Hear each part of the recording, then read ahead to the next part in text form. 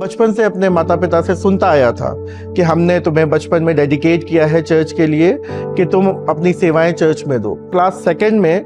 मेरी एक टीचर थी, उन्होंने मुझे पकड़ा और मुझे आज भी उनका नाम याद है, जैकलीन मैम थी, और उन्होंने मुझे कहा कि तुम्हें ये बाइबल वर्स याद करके सबके सामने सुनानी है। वो बाइबल वर्स थी Matthew 6:33, seek ye first the kingdom of God and all the things you desire shall be added unto you। मैं ये सोच रहा उस समय कि ये परमेश्वर का कलाम, ये बाइबल वर्स मुझसे ही क्यों बुलवाई जा रही है। कोई भी बोल सकता है, किसी और को मिल जाए, मुझे सामने ना आना पड़े।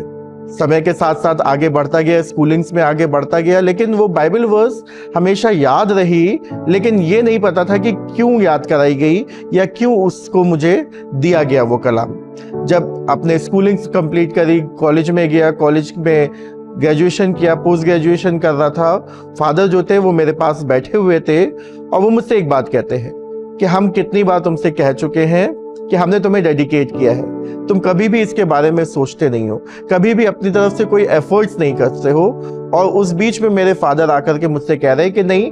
तुम्हें अब ट्राई करना चाहिए, ये समय आ गया है कि तुम्हें अपने लाइफ का डिसीजन लेना ज़रूरी है। और मैंने कहा कि ठीक है, अगर आपको ऐसा लगता है कि मुझे डिसीजन लेने की ज़रूरत है तो मैं एक बार अटेम्प्ट करूँगा,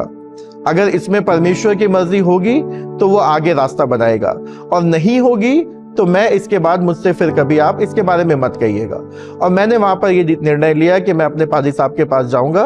और जब मैं पादी साहब के पास गया तो उनसे मैंने कहा कि पादी साहब, मेरे फैमिली चाहती है कि मैं मिनिस्ट्री में जाऊँ, क्योंकि उन्होंने बचपन से मुझे डेडिकेट किया है। और पादी साहब का जवाब, तो प्रश्न था मुझसे कि आपकी क्या कॉलिंग है, क्या आपको लगता है कि आप मिनिस्ट्री के लिए हैं? मेरा जवाब था कि पादी साहब, मुझे नहीं पता,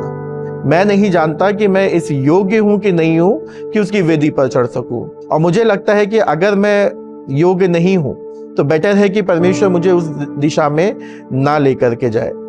मौका मिला, मैंने CNI के डायसिस ऑफ आगरा में इंटरव्यू दिया, और उसके बाद परमेश्वर ने ये मौका दिया कि मैं बाइबल ट्रेनिंग के लिए कैलकाटा सेमिनरी जा सकूं, वहां पर अपनी ट्रेनिंग पूरी करूं। और जब ट्रेनिंग के दौरान बहुत से चैलेंजेस आए, बहुत सी परेशानियां आई, तो मैं उस बात को रियलाइज करता था कि कैसे गिदोन ने परमेश्वर को परखा, और परमेश्वर ने जब उसकी उस परख को पूरा किया, उसके विश्वास को मजबूत किया, तो उसके बाद गिदोन जो है विश्वास में आगे बढ़ता चला गया। उसी प्रकार से मैं अपना जीवन देखता हूँ, और ये परमेश्वर के ही द्वारा संभव हुआ है कि बीते 7 वर्षों से मैं CNI के चर्चेस में अपनी सेवाएं दे रहा हूँ। और इस समय मैं क्राइस्ट चर्च CNI बरेली में, मैं इस चर्च में जून 2023 में आया था। और हमारी सबकी कोशिश ये रहती है कि हम